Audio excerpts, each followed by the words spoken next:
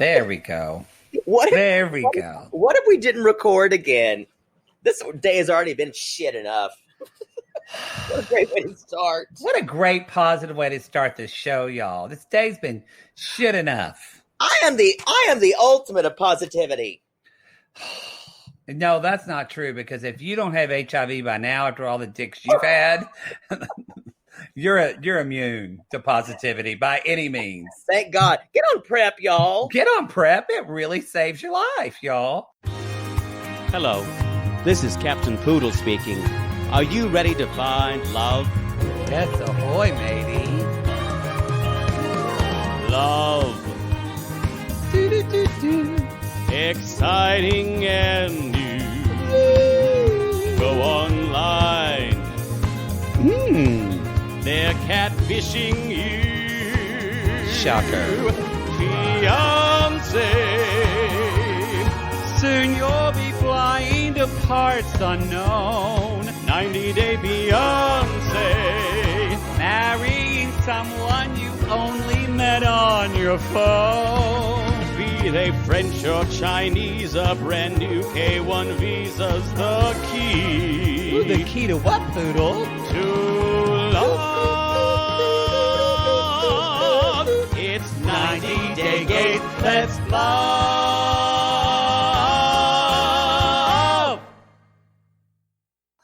Welcome to 90-Day Gays. 90-Day Gays. Sponsored by PrEP. We should get PrEP to sponsor us. Yeah, I would gladly take a sponsorship. Is PrEP expensive? Well, it used to be, but now insurance covers it. For those of you who don't know, PrEP is usually Truvada, or now it's another one. Muscovy? Stickinna? What's Mahola? That sounds like the mayor who was murdered during the Harvey Milk assassination. Yep. Mm-hmm. Muscovy. Descovy is what it is. That's a terrible name for a drug. Who comes up with drug names? I think they just throw a bunch of syllables on the floor, and whatever happens, they get it.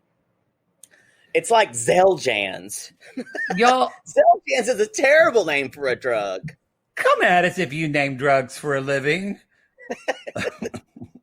I don't think, you know what? That's definitely like an ad exec's job. Probably. But you know, weirdest thing, I always remember remember the jingles. That is everything. That's like everything. Y'all, welcome to the show. My name's Matt Marr, aka Maddie. And I'm here too.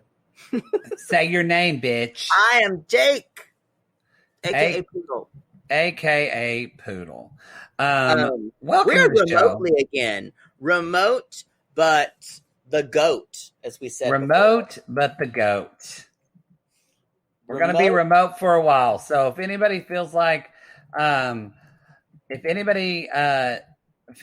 they're pissed off that our quality's not as good as the show, fuck off.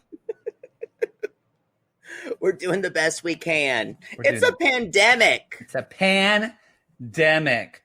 And his father's sick. He is. He's leveling off. We're getting some more information. Y'all, I'm going to say this.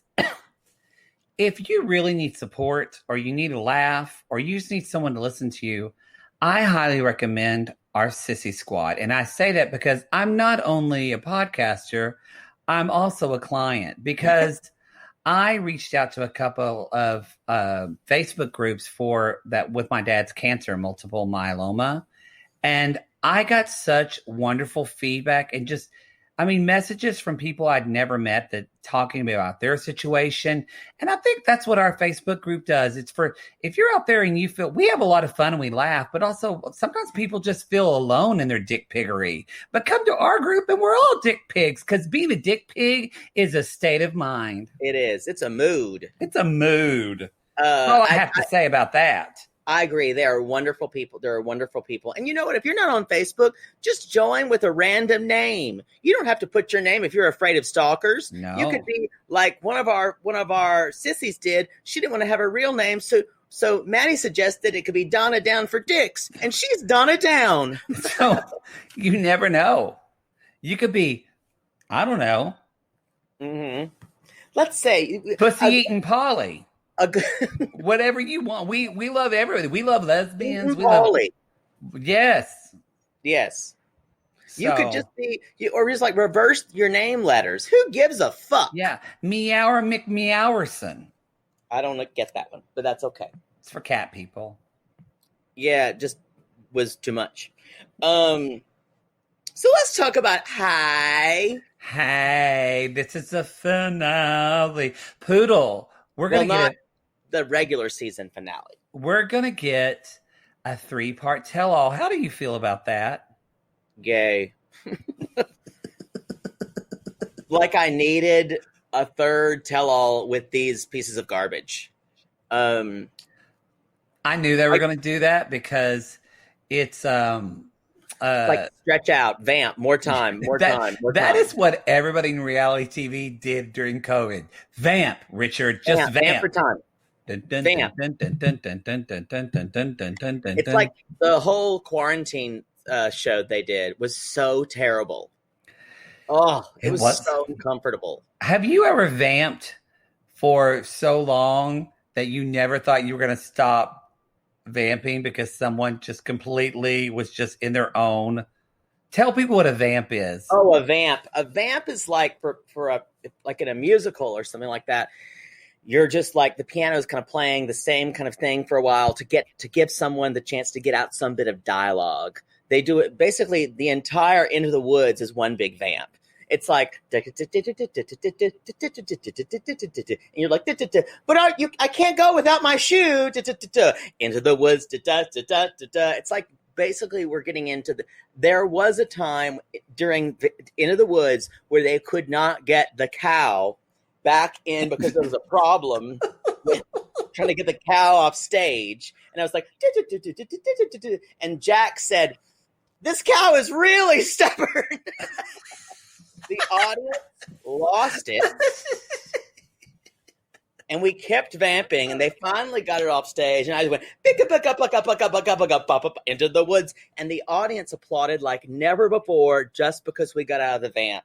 The theater is magical, y'all. I can't wait till we can get back inside a theater, but you could not drag me in there right now. Like with 2 horses, I would not be in a theater sitting 5 seats apart. I've seen how there was I think Dallas, or maybe it was somewhere in Texas, they did an orchestra, and there were people spread apart. You could not get me in a place, in a symphony hall for 2 hours. I don't care how many people were in there. It makes me very nervous. It makes me nervous too. Yeah. I'm not going in a fucking 99 seats Los Angeles theater. No. I don't care what happens. Anyway. Oh boy. I'm a chicken. Well, shall we move on to I'm feeling good to my head to my shoes. Oh no, and I know what to do. I got a new attitude. Larissa, I feel like An air. so she's still they're showing us really what happened right after her surgery. She looks terrible, as probably everyone does after the day after plastic surgery, y'all. And you know who this is really the hardest on? Not Larissa, but Ericy. He's the one he's so brave. So brave. You know, it feels like he's trying to be a father. He's training to be a father, and this is so hard for him. He's only gotten 2 and 3 hours of sleep. He probably hasn't even played Fortnite today. I've never seen someone who's a patient for someone else make it about themselves so much. Also, I thought it was really weird that there's all these DVDs in the room that Larissa is, and there's this weird box set of Dexter, like staring at her, of like Michael C. Hall's face. Y'all, that's a show that was great for like 4 seasons, and the last 2 were absolute dreck. It's in a very much way like the same way True Blood turned out to be. That's why I won't watch it. I was going to start watching it, and then it was so bad. And that's the same, y'all. Don't watch True Blood. Just don't. But But season 1 through 4 of Dexter were amazing. Great. It's better just to stop. Okay. Vampire Bill was so hot. Especially in season 1. Yeah, after that he got less hot. Then it was all about Eric, the vampire.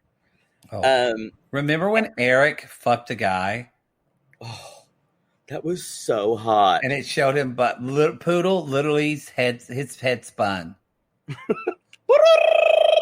It did. Like a doll's head, just popped off and rolled away. So you guys, Eric hasn't even thought about sex. He's so brave in 24 hours. Wow, he's not wanting to fuck men at all. I think it was funny how he's like, this is going to be good because it's going to give me some time to get prepared. I'm like, what? To pump your penis pump? What's going on that you have to prepare? Do you have to ritually shave your body? Maybe. I don't know what's going on. What does he have to do to prepare? Is it like one-armed push-ups? Speaking of, I have an update. I did not see his OnlyFans penis, but someone did. I feel like some people just join is like Instagram to send me like I have this secret cadre of elves, like dick pic elves, who send me things. And I did see a pic of Eric's ass with a little bit of his balls hanging down. They're really nice balls. Let me just say that. Huge. And his ass is really nice too. And I saw a little tip of a penis. It looks like a big penis, unfortunately. Who knew? If you could see my face, it's gross. My gift does not tell me that he has a big penis. Now, it does tell me it's pretty thick. But he's one of the top 2% of creators on OnlyFans right now, which is revolting. That's just showing that a lot of women who watch 90 Day Fiancé hate their husbands. It's true. They're like... so we're going back. Carl, where's that credit card? Where did you use that card? Oh, no reason, Carl. I like that hair of his. His hair is so poofy. It desperately needs product. He looks better when he gets it cut short. Yeah. Speaking of, that's where we're going now, because now they go back. Well, sorry, they go back to the doctor for a 24-hour checkup, and the doctor's like, so he's like crying, which I don't know if I believe. He should have been an actor. Y'all, Eric's been in a student film or something. Oh yeah, come on, had to have been in something. And the creepy doctor, Lane Smith, is basically like, hi there. It's good to see everyone. Have you seen my assistant? I call her Mighty Mouse because she's small, but mighty. And it grossed me the fuck out that he called his assistant fucking Mighty Mouse. I don't know why. And y'all, Larissa is out of it. I mean, kind of like when Jake and I got fucked by the defensive line, we just kind of sat there and was just like, Yeah, she's pretty gone. She's pretty gone. And the dog, she's like, the pain, her tits hurt. And the doctor's like, well, you just got so big. Those beautiful, high, tight, sexy. He threw her under the bus and said, well, you wanted a lot of boobs. So if you got them smaller, it would hurt less. That pain. I've heard that boob jobs are really, really painful. I could imagine. Especially under the muscle. Everything is so sensitive in here. There's so many nerves. And for women, I guess there's more nerves because you need to get your nipples hard. Well, and then also, he's like, and by the way, we those silver dollar, like platter sized nipples, we got down to a quarter. And I'm like, why can't you just say your nipples are smaller? The ones that were just about like saucer, cup and saucer. Like every time I saw them, I got my Target card out because I thought I was there. Like I could play Twister on those nipples. Right hand, left tit. Oh, sorry. I thought this was a game.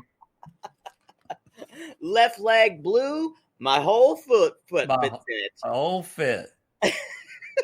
Yeah, he did. He did like dig on her nipples. Yeah, like just say, "Oh, everything looks great." Why can't you just say that on TV? Everything looks great. I feel like he does it so much that he has no filter about it.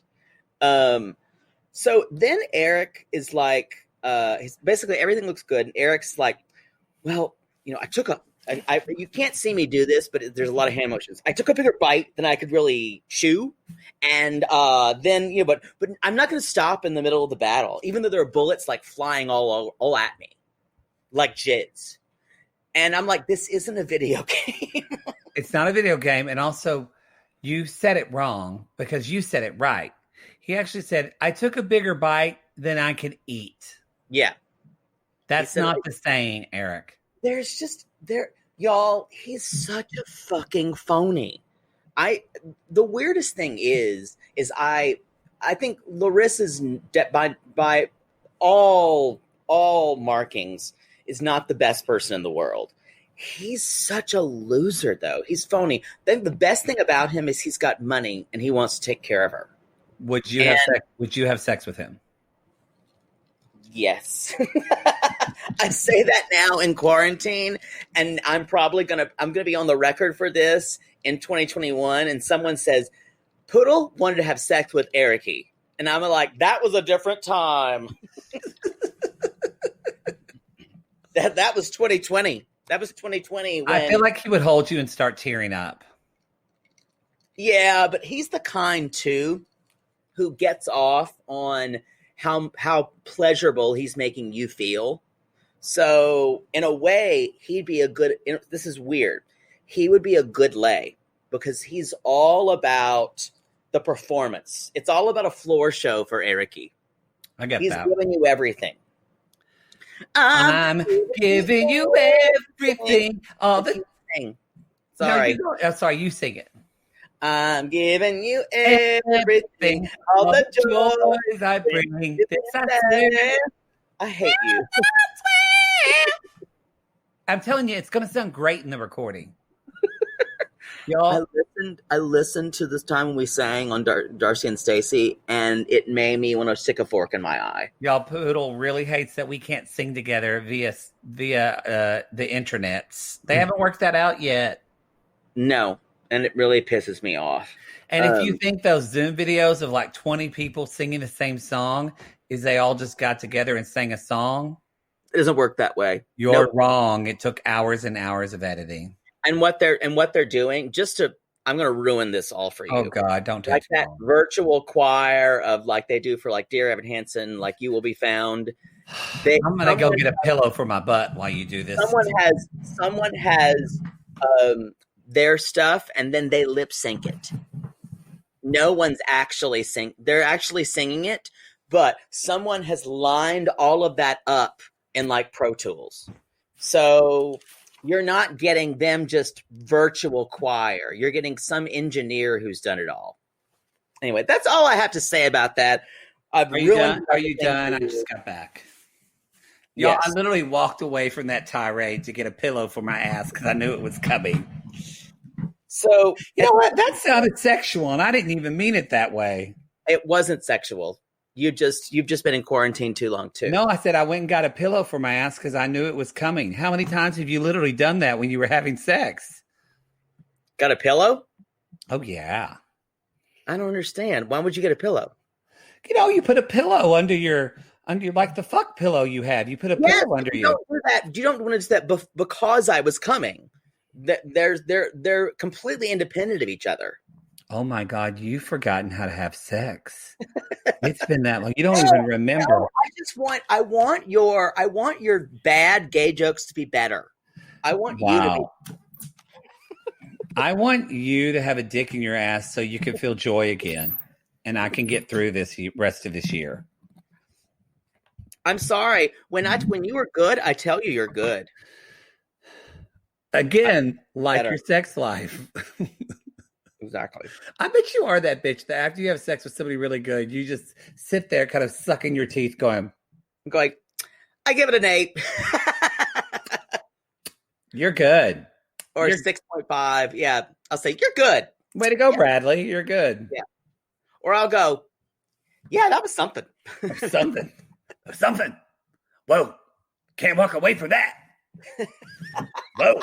Yowza. Ooga. Tickety tick tick. So you guys, at the end of this, Eric is, of course, doing another on-camera confessional, which he fucking loves, apparently. He does. And he's like, so I guess I really care about her, and I'm flailing my hands all around like he does. And he's like, dude, this is a big bond. This is like a bond. It's like a real thing. I mean, this is like me deciding I want to like ask my college girlfriend to like, I want to give her a key to my house. Mm-hmm. It's that big for him. Mm-hmm. Are you eating? I have a piece of gum. Or like the time he decided to join like Equinox. He would join Crunch because he's not straight enough for Equinox. It's true. Their plot line, honestly, was pretty boring because he's just not interesting. I'm done with them. I will say, what the best part of the whole thing is, screw Eric, y'all. This is why I stand Larissa, because Larissa does what I do. It's like when I have a party, nothing is better making a late entrance or being seen. When she was sitting there, just all so casual, and her friends walked around, and they're just like 2 months post-surgery. Yeah. Mm-hmm. And y'all, Larissa has what I used to call in middle school bazungas. They're porn titties. Like, they're not like big boobs that you'll see on like Beverly Hills Housewives. This is not how they're huge. They're actual cannons. She's got actual hooters. And they're like headlights. They're just up and they're tight. Bang, bang, boom. And her little nose. And so her friends are kind of like, sorry. Her friends are kind of like, you don't look the same. You look totally different. And she's like, yes, thank you. Don't you love my boobies? And then Eric is kind of, they were like, yeah, Eric, and how did you feel about it? And then he's sitting there rocking in this rocking chair, and you could hear it going. Yeah, it was weird. And then he's like, well, she does have another surgery. I'm not going to be her nurse. She's like, and that's when they asked if they were having sex, and he was like rocking in that chair, and he went, not enough. And it was creepy as fuck. And I just don't. I think he's saying these things because he thinks he has to. But you guys, it's been established. Eric would fuck anything. Yeah. He's whether you want to call it pansexual, bi, who knows? Rabbit sexual, turtle sexual, wolf sexual. I also don't think he's a normal person. There's something about him that just gives me the creeps. But I feel like, I think it's just he is always so careful at the way he's appearing to other people. And he's always acting in his life. He's always acting. He's acting like Larissa's boyfriend. He's acting like the good caregiver. He's acting when he's with those two women, with Carmen and Hannah, her fake friend. He's acting like the caregiver and the stable boyfriend. Sorry, go ahead. No, and basically also he's acting like the guy, like the typical hetero guy who can't get enough sex. And I just like boobies. And they were trying to, can I touch him? He's like, mine. Murders. Which Carmen read him. Yeah, and I feel like, and maybe he does this just when the cameras are on, but I doubt it. And I feel like no, it's all the time. Larissa doesn't realize what it's like to be, because she looks like she does. Larissa attracts D-bags. That's just it. What it's like having a Roni. Remember that song? No. Oh, it's a rap. What? It's a rap song. What it's like having a Roni. That's all I know. Having a Roni? I don't know. It was a rap song. What's the rest of the song about? I don't know, but you said what it's like, and it made me think of that. You remember? I can't.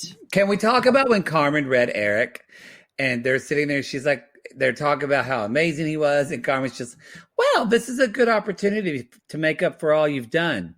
Oh yeah, she's not his biggest fan. This is a poodle Boudreaux move to say that so nonchalantly in the middle of everybody else, because Hannah and everybody just kind of went whoop, and just looked at Eric. To make up for all you've done. But yeah, she now thinks that he's a good boyfriend, though. She had to say that. Yay, who fucking cares? What I really want to talk about is, what do you think about this this cat analogy in their sleeping situation? Okay, I think this is a fucking great idea.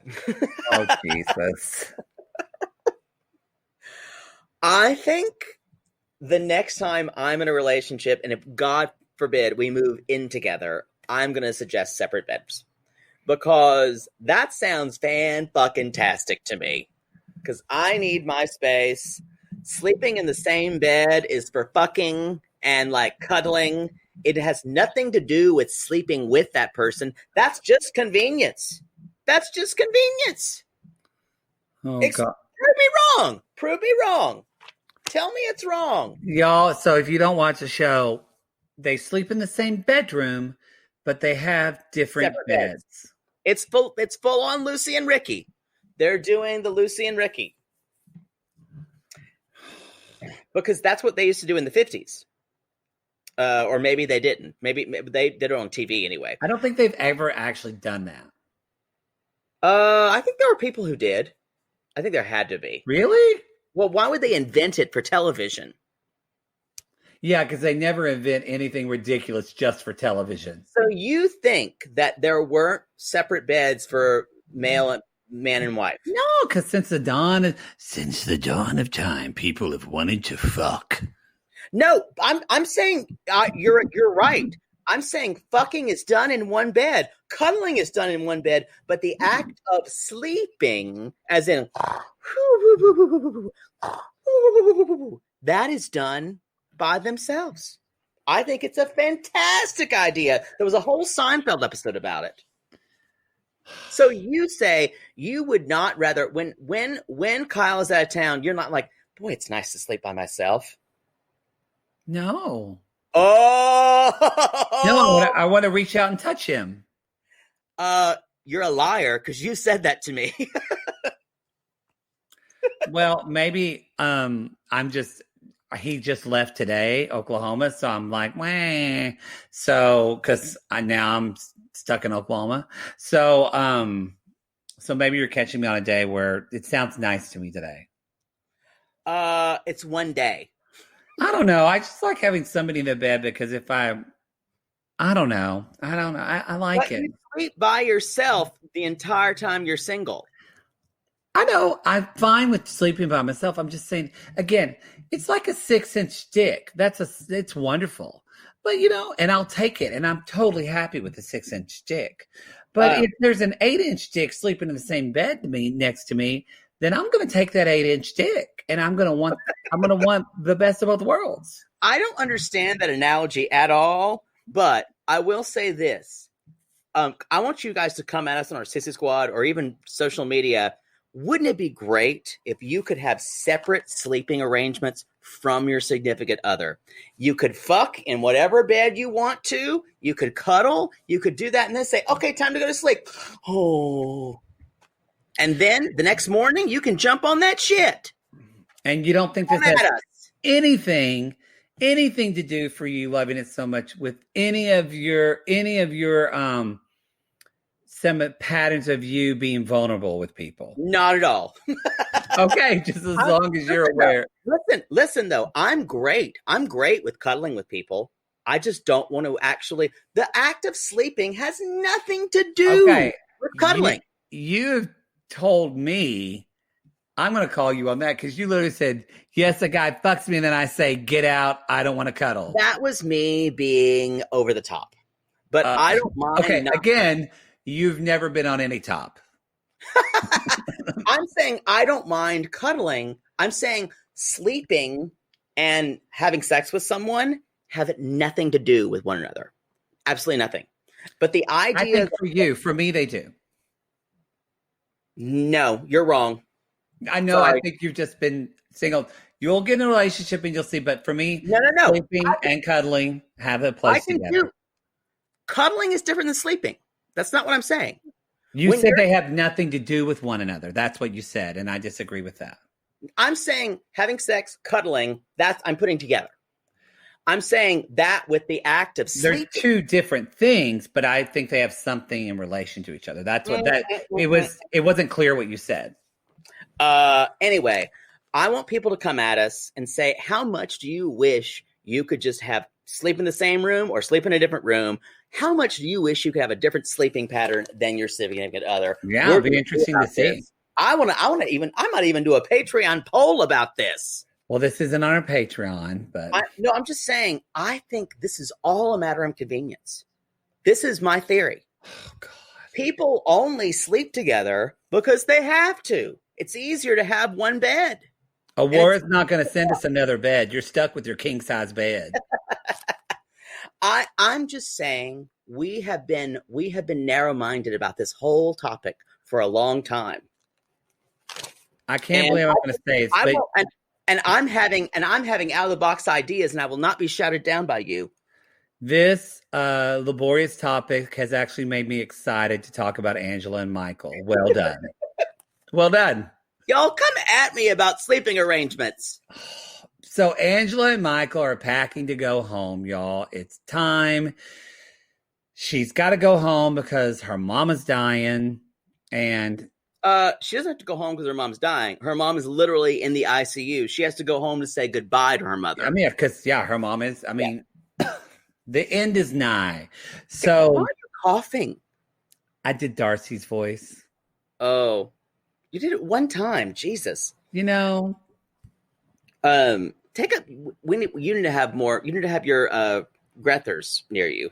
I'm out. I gotta order some more.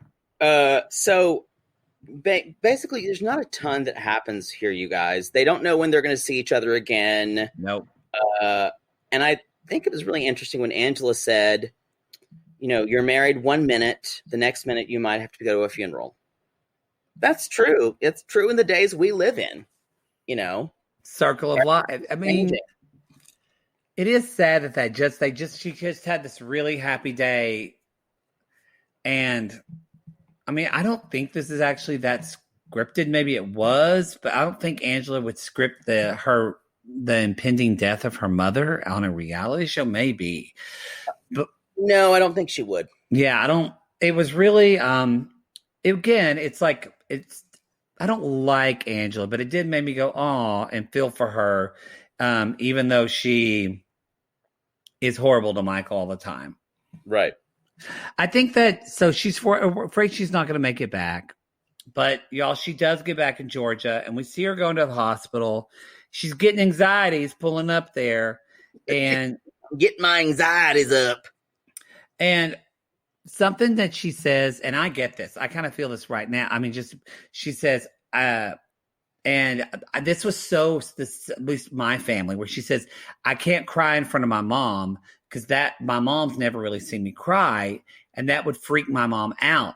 So I've got to do what I do best, and it's aggravate her because my mom gets a kick of me giving her shit. And that is like maybe that's all families, but that to me is that is my family to a T. When my grandma was dying, if you tried to be comforting to her, or like even my dad now, like he's confused. And if I say, Dad, I know you're confused about what's going on, but it's going to be okay. And I said that a couple of times because that's what a website told me to say to your parent who's out of it. And he finally said, what the fuck do you think I'm confused about, son? Would you stop saying that? And you know what? That whatever that website is, you need to look up the one for like country people, because the country people would be to read your father for all he's worth. And so now when he's like talking about, seeing downtown Ardmore when we're actually in Oklahoma City, and I say, Dad, did you get thrown by that tornado like Grandma Hazel? Because you're seeing shit. And he just rolls his eyes. Well, when my grandmother was laying in a hospital bed, basically, like, we knew it wasn't going to be long. And my mother was saying stuff like, I wish we could have gotten your hair done before you came in here. You look a fright, to my grandmother. And and my grandmother said, look at you with your hair. Your hair hasn't been nice for about 10, 15 years. She's like, it's all over the place. You always had horsehair on your head. My grandmother was reading my mother from her hospital bed. And that's I think how my family is too. It comes from this place, especially Southern women. It's what we talked about. One of the things we originally liked about Angela that kind of has backfired in some ways. But in this way, it's when you're a Southern woman, you actually, at least of their age, it's, I think, a little better now. But if you're over the age of, let's say, like 50, you don't show vulnerability and emotion because that's weakness, and you're trying to compete with all these men. So it's like for your mother, for your grandmother, and your mother to have this vulnerable moment, your grandmother would have been freaked out. Yeah, it would. It would have upset her more. It would have. I remember my grandmother when my uncle Sankey died. His name was Richard, but everyone called him Sankey. I don't know why. But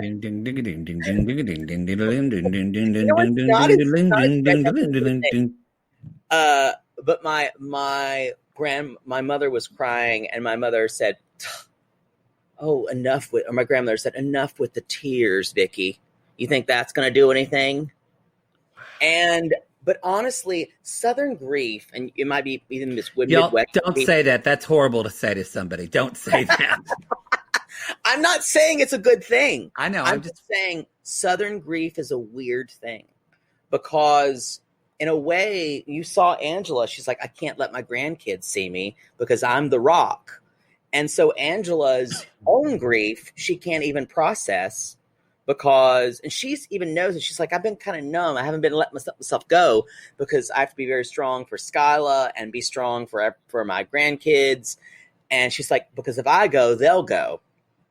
And that was the way, especially with my grandmother. My grandmother felt like if you cried, that was showing weakness, and then you would really have to feel something. Because also, as soon as you feel something, you're not able to kind of go out, and that means life isn't normal anymore. And the fact that life isn't normal means you could not keep going. And that was always the kind of the Winston Churchill, keep going, go through it, which sometimes, guys, if someone recently for you has passed, you've got to, this is going to sound very strange. Grief is a very magical thing, and you need to hold on to it and cherish it because it's going to reward you into thinking the best things of the person you've lost, not just pushing it aside, because then it's going to fester like some kind of wound, and you'll never get over it. And if you haven't read The Year of Magical Thinking by Joan Didion, which is this wonderful kind of nonfiction book on grief, because Joan Didion, the author, lost her husband and daughter within months of one another. And have you read that book? It's fantastic. Long time ago. It hasn't been that long, maybe 10 years. When it first came out, it was on Oprah shit. And grief is like, grief sometimes happens. I think some people think, oh, I need to have grief right when someone died. Sometimes people don't have that. Sometimes people have grief 6 months, a year later. Something Angela did that I actually think was helpful, what she talked about, is that she said Michael was that person for her. And I was going to say, for people that do feel like they have to be strong to somebody, to their family, that's fine. If you can't cry in front of your family, you can't, whatever, you don't want to cry in front of your children because you feel like you need to hold it together. Yeah. I'd say go ahead and cry because that shows strength. But if you don't want to, if that's not comfortable for you, find a friend, find a partner. I do like that Angela actually said that with Michael, I can fall apart and talk to him and he's there for me. And at least have that one person for you. So I do want them to be together. I don't know if I would have been, because I remember I grew up with a mom who cried. She cried, but she would cry a little bit. But I did, my mother's family, all the tragedy that happened to them, I never saw anyone cry except for my mom. I never saw my grandmother cry, even though she had 2 sons die on her. And she lived like a crazy life and with an abusive husband. But my mom will do that, but she'll even try to say, my mother will get her voice like this, like doing a Darcy. Oh, I know. I saw her when she saw you in a coma for the first time. So you know she cries, but she'll try to hold it in. Yep. It's also super manipulative because you'll go, oh, Vicky, as soon as she does it. So it's kind of an attention getter for her. Sadly. Wow. Anyway, she's talking to Michael on the phone, and it looks like the spousal visa, she's filed her stuff, and Michael thinks it's going to be 9 to 10 months, max 18 months for visa, which is very long. For Angela. So she's having a hard time right now. I also want to say Angela smokes inside. Yeah, she does. Y'all, I'm not judging, but I'm judging. If you smoke and you're around other people and your children, you owe it to them not to smoke in the same room and get secondhand smoke, which is still known to cause cancer. Yeah, I wonder how much. I'm not defending her by any means. I wonder how much she had to make some calls when the weather wasn't good, because we've seen her mostly smoking outside. I'm not saying that she doesn't smoke inside. But I didn't like it. I agree, but I'm saying we have seen her saying, "I got to go smoke," and she normally walks outside. So it may have been that they needed either for light or something else. She needed to smoke inside. I also I don't think she should smoke at all around her kids or grandkids, but I don't think anyone should smoke. But I don't think, yeah. I'm not going to defend a lot of things about Angela, but I feel like she would want to go outside. I don't know. Who cares? Who gives a shit? Okay. And before we give any more shits, we should stop and take a commercial break. We'll be right back. So let's move on to Andrei and Libby, you guys. Andrei. This is the conclusion of the Moldovan wedding to end all Moldovan weddings. True. And the master of ceremonies that feels like a bad house music DJ goes, "Let's go dancing, let's have fun." It's very, very good. So I didn't know Florian was at this wedding. Let's go dancing, let's have fun. Oh God! Someone was like, "Where does that Florian voice come from?" And they called it. It's kind of like the little person on. Who had during Agent Cooper's dream on Twin Peaks, where the person talks big words. It was a little bit of that, and then also just kind of Scandinavian riddles. And also, it comes a little bit from Eternia because it sounds a little bit like Orko. Yeah, it's Orko. Anyway. Orko was a fag. Wow. Sorry, again, not wrong. Y'all, so Charlie's drunk as hell, which we saw last time, and Andrei pulls him inside, and basically Charlie's like, "You want to fight me? You want to fight me? You're a bitch. Want to fight me in Moldova? Want to fight me in Moldova?" And Andrei's like, "Iman, it's my wedding." And so Charlie goes in on him, basically like, "You try to play my dad, my family." And basically, Andrei handled this fine. He didn't engage with him. He was kind of like, let's just chill out. Let's just get along. And basically, and then Libby goes on with it. Like, y'all, Charlie he's that guy that we have all, like, he doesn't need to stay at the wedding. They need to, his father has money.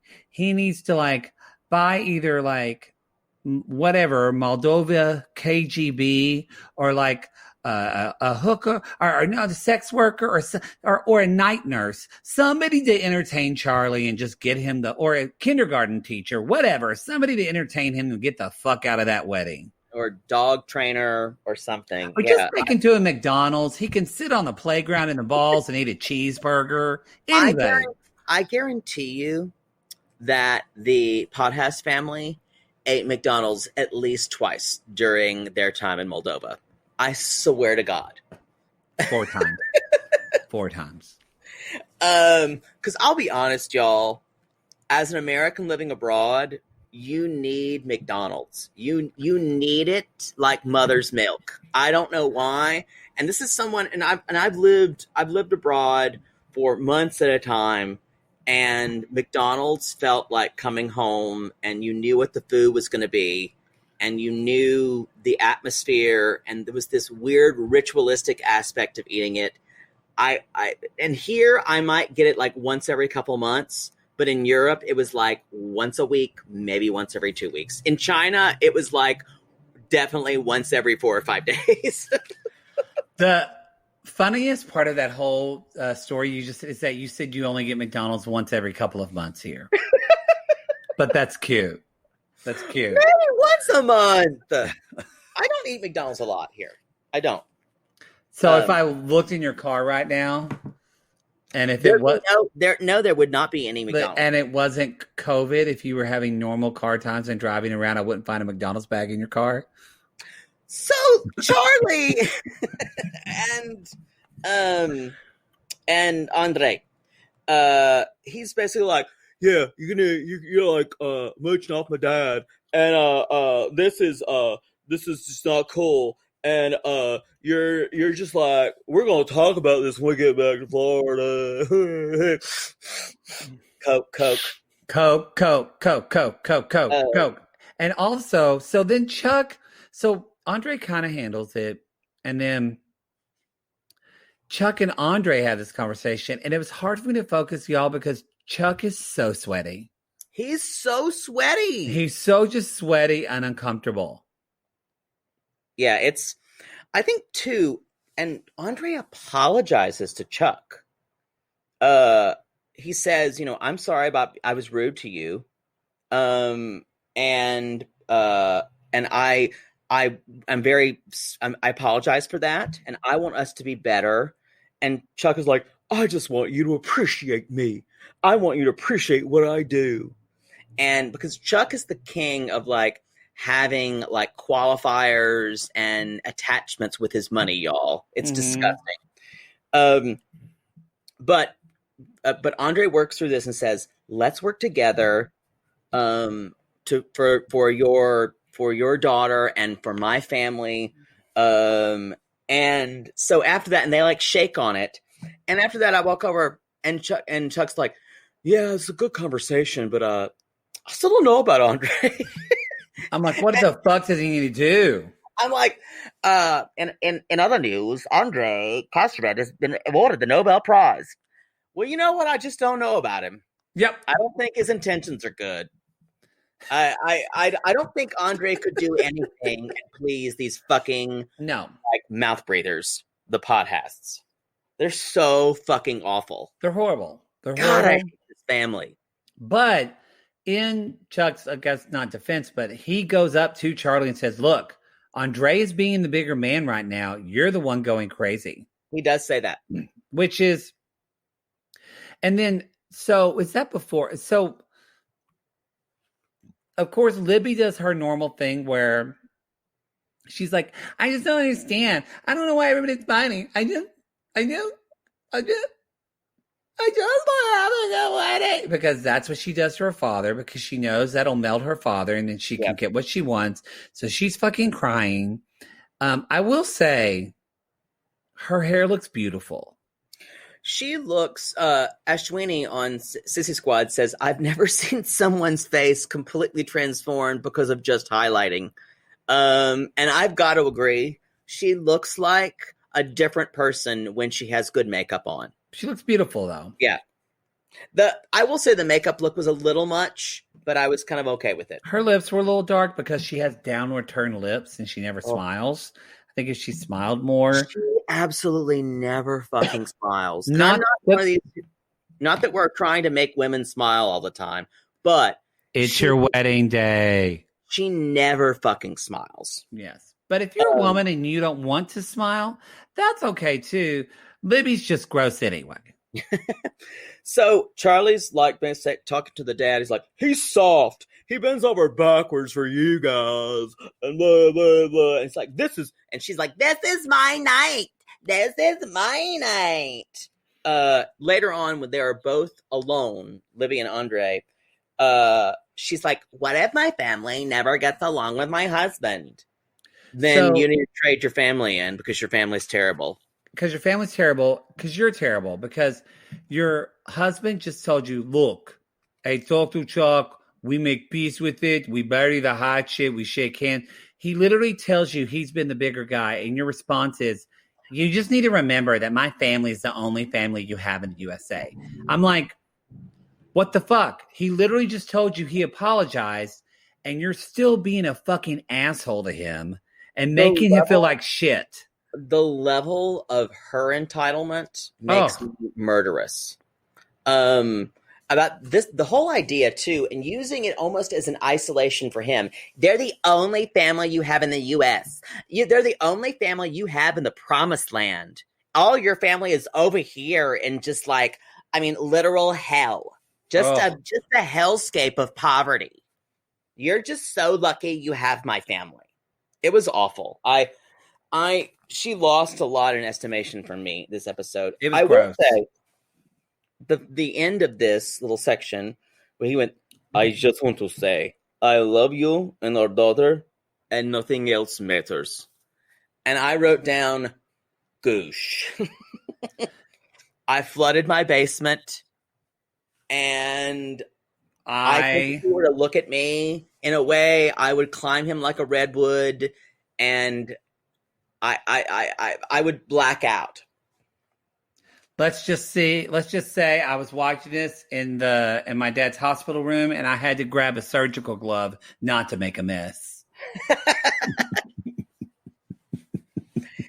Let's just say it was something. Let's just say he was so hot.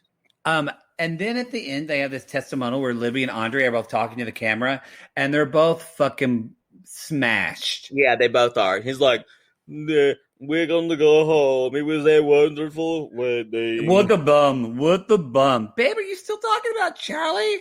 What a bum.